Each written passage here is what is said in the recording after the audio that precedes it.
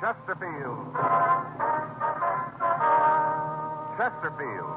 Low in nicotine, highest in quality, best for you. Chesterfield brings you Dragnet.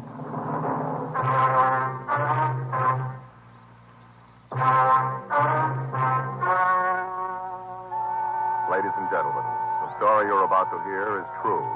The names have been changed to protect the innocent.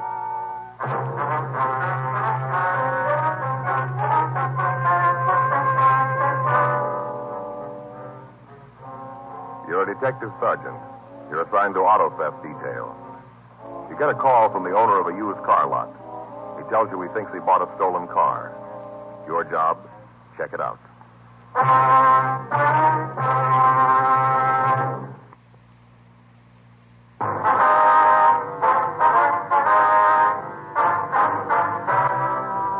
Dragnet, the documented drama of an actual crime.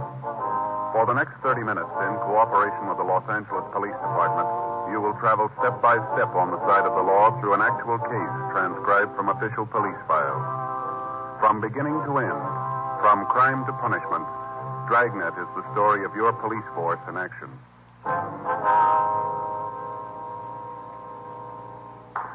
It was Monday, May 4th. It was warm in Los Angeles. We were working the day watch out of auto theft detail. My partner's Frank Smith. The boss is Captain Nelson. My name's Friday. I was on my way into the office, and it was 7:56 a.m. when I got to room 40. Auto theft. That you, Joe? Yeah. Hi. When'd you get in? Oh, about 7:30. I woke up at 5. I couldn't get back to sleep. What's the matter? Oh, I'm sorry, Joe. I don't think I could lift a pencil to make out a report today. All right, what happened? Baseball. Baseball. Yeah. I tell you something, Joe. I found it out yesterday. I ain't no Chuck Stevens. Is that right? Yeah. Yesterday morning, I got up early. Going to do a little work in the garden. It was a beautiful day, you know. Felt real great. Mm-hmm. I got out in the backyard. I'll take it easy, listen to the ball game, you know. Easy day. Yeah. And about 10, that guy next door, Neil Radcliffe, came over. That's the fellow of the fire department, isn't it? No, Joe, that's Bud Hendricks in the fire department. Neil works for an insurance company. Yeah. Well, Neil's company is going to sponsor a team in the Little League. You know, kids' baseball team. Mm-hmm. I think I read something about that in the papers, didn't I? Yeah. Of course you did. They're pretty good, too. Mm-hmm. Well, Neil's got sort of a tryout yesterday, lined up for his team. Practice, you know. Mm-hmm. And he wanted me to umpire. You know anything about being an umpire? Well, Joe, sure I do. And besides, Neil figured since I'm a policeman, the kids will believe me. He had a little trouble with him himself last week. I thought you had to go to some sort of a school to be an umpire. Well, Joe, you do for the regular leagues, but this was just a practice game. Neil's team and some kids in the neighborhood. Yeah. So I told him, sure, I'd do it. I changed my clothes, went out to park with him. You know, I thought it might be good public relations for the police department. You know what they tell us. Being an umpire would be good public relations, huh? Well, Joe, the bulletins say get out, get around the neighborhood, know your friends and their kids. All right, go ahead. Joe, those kids are in the wrong league. What do you mean? They're murderers. How's that? The way they play the game, baseball. I never saw such ball. Is that a fact? Yeah. I figured, you know, softball, underhands, kids pitching, be easy to call. Mm-hmm. So it's regulation hardball. Just like that. Bases are a little closer, but it's just like the big leagues and the way those kids throw the ball. A couple of times, I thought they were just kidding. I'd hear this thump, never see the ball. Thought the kid catcher would just hit in his hand, his glove, you know. And all of a sudden he'd turn around, and there'd it be right in his mitt. Mm-hmm. You know, Well, how'd you get so sore if you just umpired the game? You stood in one place, didn't you? while I was up in the game, yeah, but this team of Neil's was skunking the other kids so bad that we had a little reorganization. What do you mean, reorganization?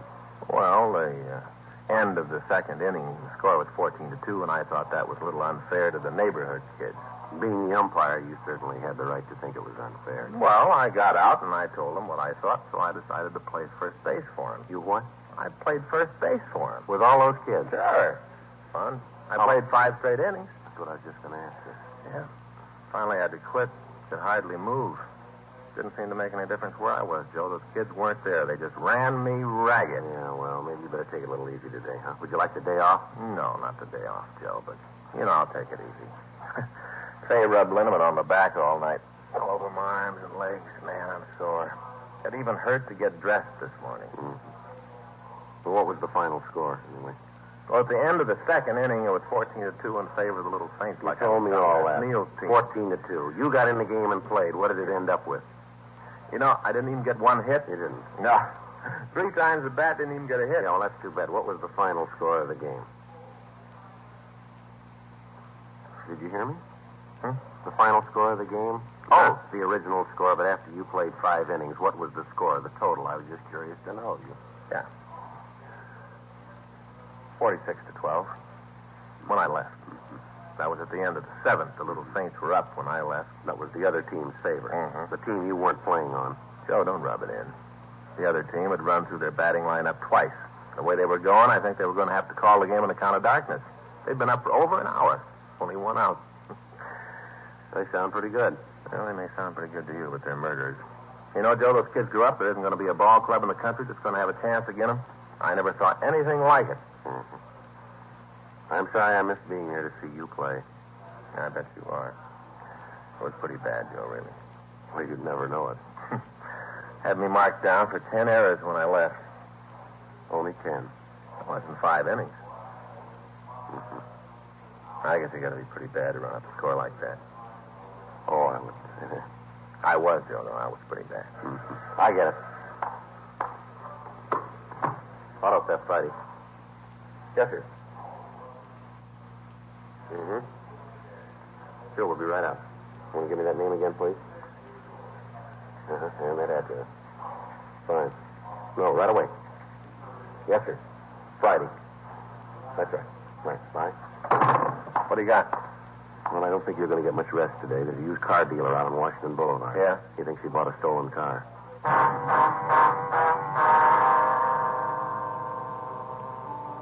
8:15 a.m. We left the office and we drove out to the McGowan Car Company. It was a large lot on Washington Boulevard. Along the front of the place, there was a line of late model cars, each advertised as today's special.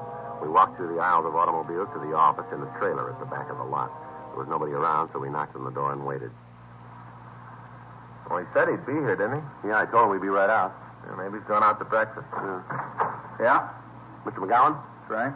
Police officer, sir. You called our office. My name's Friday. Oh, yeah. Come on in. Thank you. Come on back. Just having a cup of coffee. Fix you guys up with one? No, sir, not for me. How about you? Yes, sir. Sure. I'll have a cup with you. Good. Go on back and sit down. I'll bring it right back. Thank you. Say, just get your fellow's name. My name's Frank Smith. My partner, Sergeant Friday. Oh, glad to meet you. I talked to you on the phone, didn't I, Mr. Friday? Yes, sir, that's right. Thought so. Never forget a name. Never do. There's your coffee. Thanks. I'm Jesse McGowan. Guys on the road are all the time kidding me about my first name. Jesse. Get it? No, sir, I don't believe it is. Jesse. Jesse James. Oh, yes. Yes. Well, anyway, I want to tell you about it. This guy came in Saturday night. Last Saturday? Yeah, you see, we stay open till 10 on Saturday night. This guy must come in about 9. Jack went over to take care of him, but the fellow said he wanted to see the manager, so Jack brought him back here. I see. Said he had a car to sell, brand new Merc. Beautiful car. Say, I got a box of donuts here if you'd like one. No, thanks. I think I'll have one. Didn't get a chance to eat this morning. Got to worrying about this deal. Mm-hmm. There's some of these new kind with a cinnamon on top. Sure good. Well, I told this guy we'd like to buy the car, but we were kind of overstocked on Mercs. Yeah? He said he'd just come out from the east and bought the car when he got here. Said right after he paid for it, he lost his job and had to get some money out of it. Uh-huh. I asked him if he'd like to make a trade, transportation car and money to boot. Offered him a good deal on a Nash Rambler. Just got a couple of 51s in. Yes, sir. He said he wanted to sell the car outright. Said he was going to leave town. He wanted to get his money out of the car. I asked him how much he wanted for it. Mm-hmm. He told me he'd have to let it go for $2,200. That's about $800 under what he must have paid for it. Mm-hmm. Right away, I figured there was something wrong, so I had the mechanic look it over. Only had 3,200 miles on it. Hardly broke in. Beautiful. Radio, heater, white sidewalls, continental hookup. Real beaut. What'd your mechanic say about it? Said it was in perfect shape. So I asked the guy who the legal owner was. What'd he say? He said he was. He paid cash for it, had the pink slip made out to him all right. He had the identification to go with it. You bought the car then, did you? Yeah, sure looked like a good deal. I gave him a certified check made out to cash for the amount. He gave me the keys. That was the last I saw him. Well, aside from the fact that it's an unusual deal, why do you think there's something wrong with it? Well, for the first thing, the price he wanted for the car was too low. I had the feeling that if I'd have given him any trouble on it, he'd have come down on it. Do you have the pink slip here? Oh, yeah, I brought it with me this morning. I got it here in my wallet. Any other reason you think the deal might be phony? It's hard to put it into words, Sergeant. Nothing I can point out to you. Just a feeling. You stay in this business very long, you kind of get to know people. Yeah. There it is. Thank you. Yeah, there's been a lot of gags about used car salesmen, about how we're always after somebody. Most of the time, though, it's the other way around. Is that right? Yeah, the bums were put out of the business right after the war. Public wouldn't stand for the way they did business. Got to rely on people coming back if you're going to come out in the long run. I guess it's like almost any other kind of business. Yeah, I suppose so. What kind of identification did the man have to prove he was this, was it Lewis Carter? Yeah. Well, to tell you the truth, Sergeant, I didn't ask for any. He had the pink slip. Price he was asking was right. We checked the block and body number. The one listed on the slip. No reason to believe he didn't own the car. How about it, Joe? Well, looks like it's one of the slips from DMV in San Diego. You mean there is something wrong? What if I use your phone, please? Sure, you bet. It's right there. Help yourself. Thank you. Can I dial a Michigan number on this? Yeah? All right.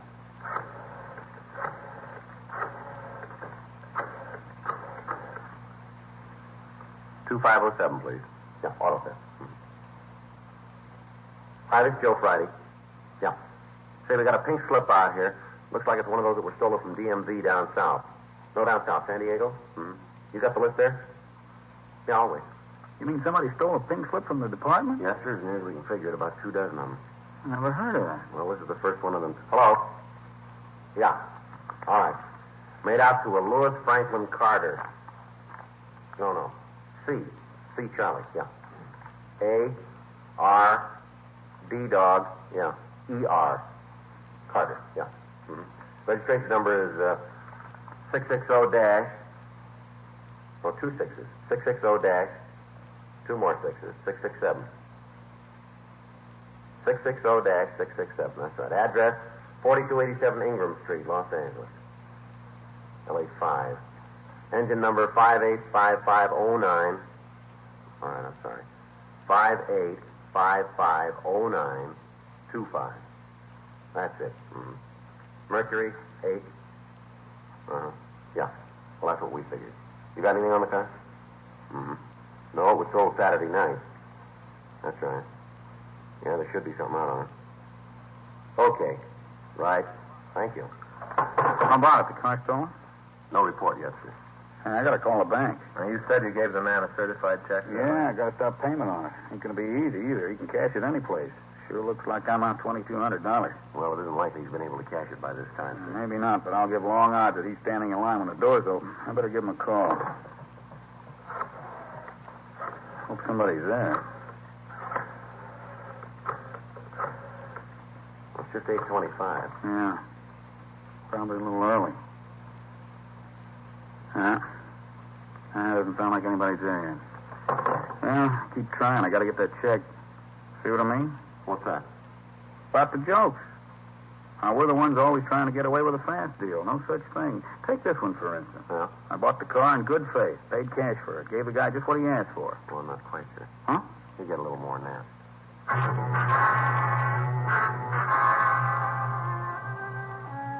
We got a complete description of the suspect, Lewis Carter. We put out a local and an APB on him, and then we asked Dean Bergman to come out and go over the car for fingerprints. The owner of the used car lot, Jesse McGowan, told us that the car had been washed and cleaned thoroughly, but he didn't think we'd be able to come up with any fingerprints. 9 a.m. We put in a call to the bank and asked them to stop payment on the check and to notify their branch officers to do the same. McGowan supplied the number of the check, and the information was gotten out to the other banks and check cashing agencies in the area. Bergman finished checking the car, and he told us that the only print that he'd been able to find was a partial thumbprint under the dashboard. We rolled the prints of the man who'd washed the car, along with those of McGowan and the other people on the lot who'd come in contact with the automobile. None of theirs matched. We checked with the office and told them that we'd check out the address listed on the pink slip. 9:37 a.m. We pulled up in front of 4287 Ingram Street. It was a large 2-story place that had been converted into a rooming house. There were several cars parked in the front yard. We went up to the front door and rang the bell. Want to try it again? Yeah? I didn't know there were any of those around anymore. Don't see many of them nowadays. What? What kind of doorbell? Oh, yeah. Yeah? I'd like to see Lewis Carter. I'm him. What do you want? Police officers. We'd like to talk to you. Cops? What do you want with me? Might be better if we talked inside. Huh? Inside? Oh, yeah. Come on in. I just got up. One of you guys got a cigarette? Yeah. Yeah. Thanks. How about a match? Here. Thanks. Well, what do you want to see me about? Something wrong? You own a 53 Mercury convertible? Yeah, why? You know where it is? It should be out in front. Why?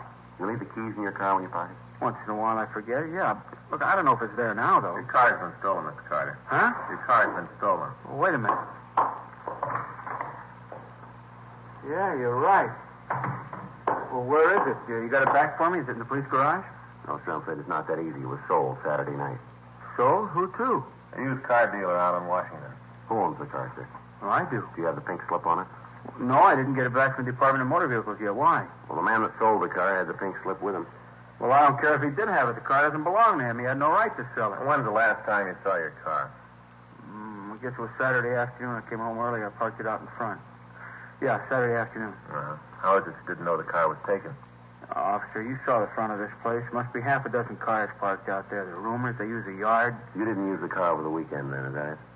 Oh, no, I didn't. I got home Saturday afternoon, like I told you. I spent the whole weekend doing some painting in one of the upstairs rooms. It was vacant a long time. I figured maybe if I put a little paint on it, I might be able to rent it. Mm-hmm. See, my wife used to take care of the place. She and I had some trouble. She went back east to see her mother. Seems like the house went to pot after she left, and we're really going to have trouble when she comes back and sees this mess. How many people do you have living here? 9. Mm-hmm. I'd like to have you take a look at this description, see if any of them fit it. You figure it might be one of them? Well, we'd like you to check the description, if you would. Okay. No, I'm pretty sure it isn't one of them. None of them match this. What if you can give us their names? Oh, sure I can. Well, why do you have to have them? Just routine. Oh, yeah. Well, I can give them to you, but I'm sure they are mixed up in it. Yes. The thing I can't figure is how he got the pink slip. It was stolen, sir. From the state? Yes, sir. Last month, someone broke into their offices in San Diego and stole 2 dozen registration slips. How much did you get for the car? $2,200? $2,200. Thing cost me over $3,000. Guy must be a jerk, huh? I don't know. It didn't cost him anything.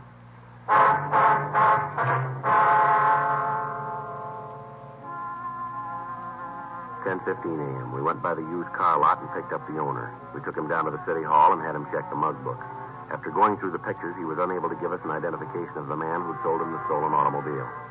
We checked the names of the people who lived at Lewis Carter's house. One of them had a record of arrest on charges of violation of Section 4127A of the Los Angeles Municipal Code. He'd served a short term in the city jail, and then he'd been released. His physical description, however, did not match that of the suspect we were looking for. 11:35 a.m.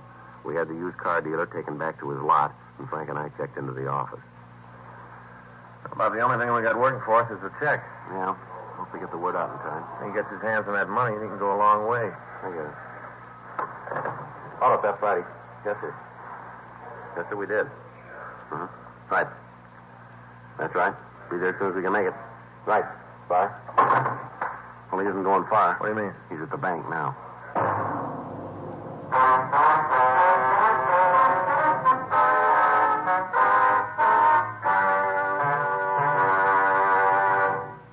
You are listening to Dragnet, the authentic story of your police force in action.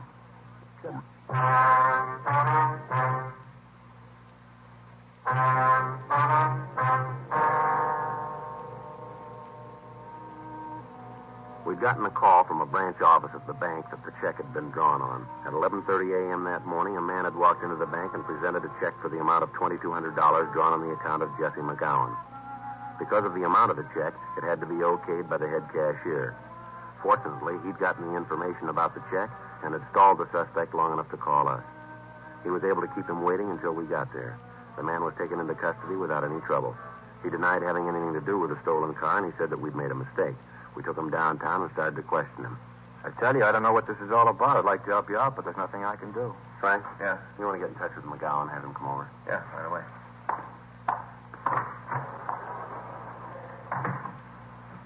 So you want to tell me again when you got that check? It was against the law to have a check. I'd like to know where you got this one. I won it. Where? I don't know what this is all about. I'm not about to get any of my friends in trouble by naming them. I got nothing to do with this, let alone my pals. To save yourself a lot more trouble if you'll tell us where you got the check. All right, I won it in a poker game. Pretty high stakes. Yeah, we gave up kid games. Where'd you win it from? I told you I wasn't going to name any names. We're going to get them sooner or later, you know that. Not for me, young. You build it any way you want. That's the way I figure it.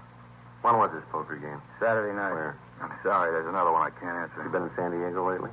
Not for a couple of months. When's the last time you were down there? I don't remember right off. It'll help if you can. What do you mean, help me? I got no trouble. You guys make a pinch while I'm trying to cash a check. I won the money. It was a payment for a debt. All I was trying to do was get my money. There's nothing wrong with that. There's nothing wrong. Why don't you tell us where you won the money from? And have you guys throw a beef at them? Nothing doing. I read where you fellas spend your time breaking up a game of old maid. It's a little more serious than that, isn't it? Well, maybe to you. I got no problem. All I got to do is sit tight. You keep believing that, mister. You keep acting like this, and you'll see what a problem you really got here. McGowan's on his way over, Joe. Who's McGowan? He's the man who wrote the checks you tried to cash. Waste of time. You don't know me. We'll let him decide that. Go ahead. Have your fun. A couple of questions we'd like to ask you. Go ahead. I got nothing more important to do. Checked your name through our identification bureau. Came up with some mighty interesting things. Isn't that right? Yeah. Let me see, Frank. Here. True name Harold Drake, is that right? Yeah? Your address is listed as 2917 Ledgewood Drive, is that right? Yep. You told us you'd never been arrested. I haven't. Let's take a look at the picture. You got the room rigged for moving. I'm going to tell you something, Drake. You mark it down, you remember it. The sooner you stop playing footsie with us, the better it's going to be for you, understand? When do you bring out the rubber hose? I went out with the story you're trying to hand us. Here's the picture. Mm-hmm. Yeah, the guy looks a lot like me. Didn't know any better. You might think we were twins.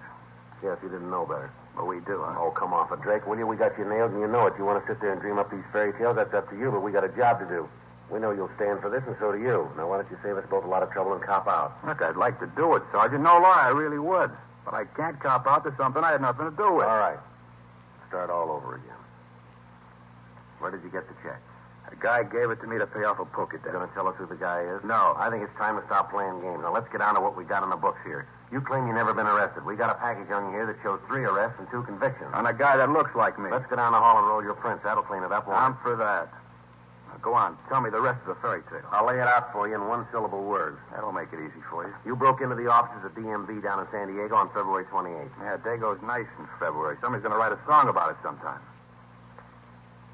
You stole 26 pink slips, ready for mailing to the owners.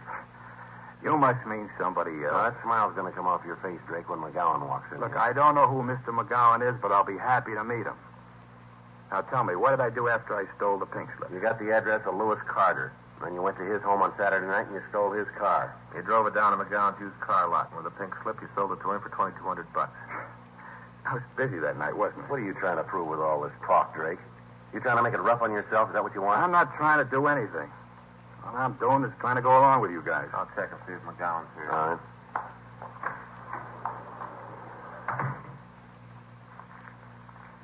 Can I have one of those? Yeah, help yourself. Thanks.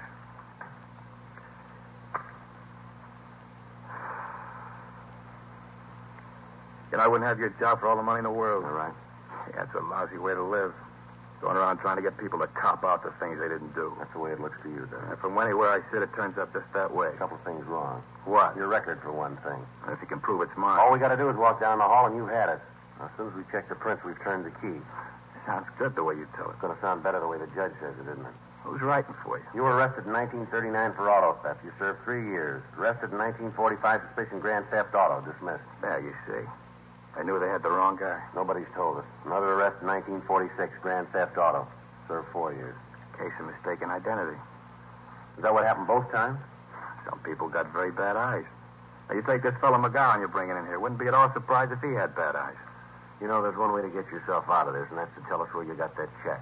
I don't know how to do it any more simple than I have, Sergeant. I won it playing poker, and I'm not going to tell you who I won it from. It wouldn't do any good. I don't know who's been giving you advice, mister, but you aren't playing it very smart. Really? The guy who dreamed up this routine probably spent the next 20 years at Q. As a matter of fact, he's still walking around. All right, mister, let's go down the hall and check your prints. Come on in, Mr. McGowan. That's the man.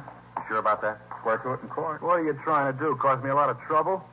I haven't done anything, and you know it. Now you come in here and you say that's the man. You know what they can do to me? All right, Drake, that's enough of that. Let's go, Mr. McGowan. Swear to it in court. That's the man that sold me the car. How about it, Drake? Nothing more, huh? Yeah, we'll roll your prints and check them against the record. I got a couple of partials from San Diego. If yours match up, and I think they will, you've had it. No way out, huh? Not that I can see. Oh, what happens, now this is just a wild question for the sake of argument. What happens if I cop out, plead guilty? We got nothing to say about that. You can't help out, huh? No, sir. Save the taxpayers a lot of money, no trial. I told you we got nothing to say about that. Not much to gain then by copping out, huh? We got you made if you do or you don't. Maybe make it a little easier if there's no jury trial. That's up to the judge. Nothing you can do? It'll go into the book that way. Mm-hmm. Got another cigarette? You're right there. Help yourself. Thanks.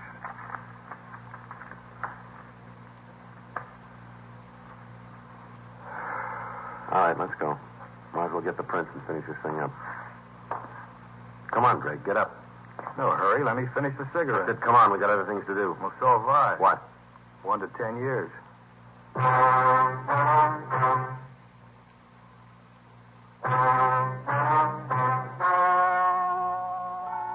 story you have just heard is true. The names were changed to protect the innocent. On September 15th, trial was held in Department 98, Superior Court of the State of California, in and for the County of Los Angeles. In a moment, the results of that trial.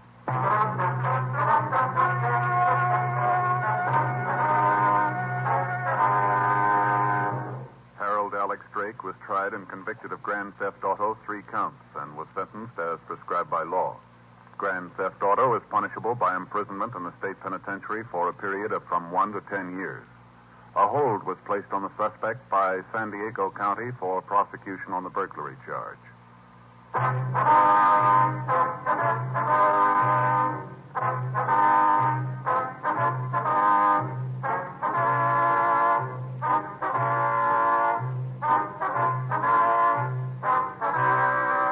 You have just heard Dragnet, a series of authentic cases from official files.